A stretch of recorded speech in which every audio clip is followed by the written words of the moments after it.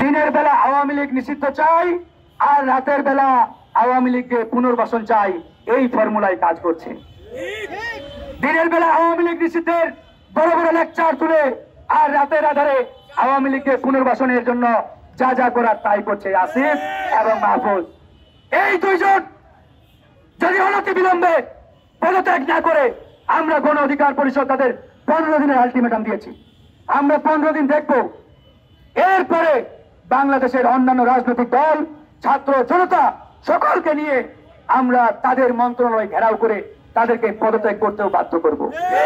কারণ এরা নৈতিকভাবে এই উপদেষ্টার চেয়ারে থাকার আর কোনো যোগ্যতা রাখে না, বৈধতা রাখে না এবং নৈতিক অধিকারও রাখে না। তাই আসিফ মাহফুজকে পদত্যাগ করতেই হবে।